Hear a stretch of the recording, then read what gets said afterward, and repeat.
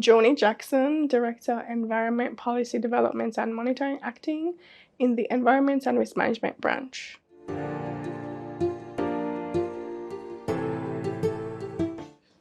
The Environment and Risk Management branch is responsible for the development of policies, legislation, and programs for effective environmental management.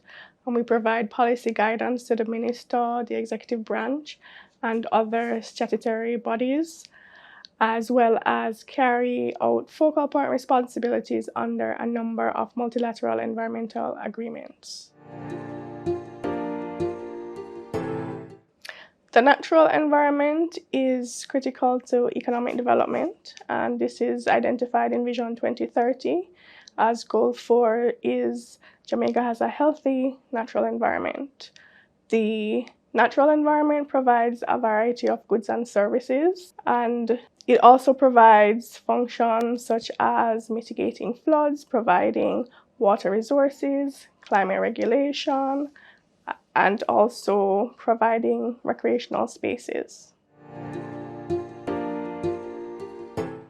The policy and legislative framework that is set by the ministry regarding environmental matters allows us to carry out activities, economic activities and other activities in a sustainable manner.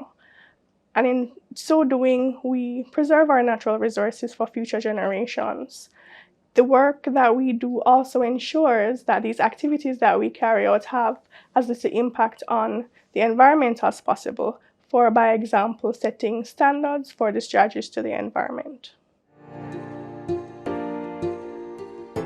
The ministry has been able to advance our policy agenda, and in the last 3 years, we have been able to have 3 policies approved: the biosafety policy for Jamaica, the updated climate change policy framework, and the emissions policy framework for Jamaica.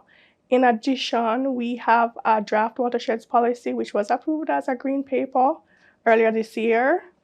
And in addition to advancing the policy agenda, we have declared 3 new protected areas under the Natural Resources Conservation Authority Act: the Cockpit Country Protected Area, the Petrokeys and Surrounding Waters Protected Area, and the Black River Landscape and Seascape. So going forward, now that we have made some strides with respect to policies, we will be advancing the legislative agenda.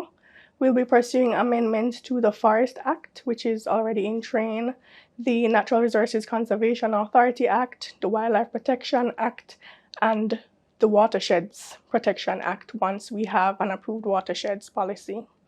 We will also be working on some of the subsidiary legislation under the Natural Resources Conservation Act, which are the wastewater and sludge regulations and the air quality regulations. And once we have a new Forest Act, we will also be amending the regulations under that. Environmental impact assessment regulations are also being developed, and we will be doing new legislation related to protected areas and climate change.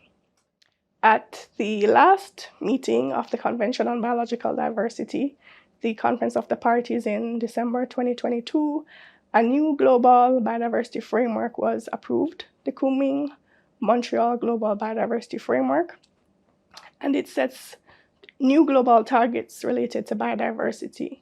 As a party to the convention, we will also be developing new national targets to contribute to achieving those global targets, and we will also be updating our national biodiversity and strategy and action plan.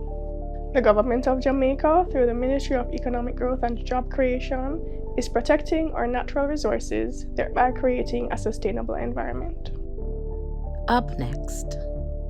Our vision is to ensure that Jamaica is a place within which geospatial information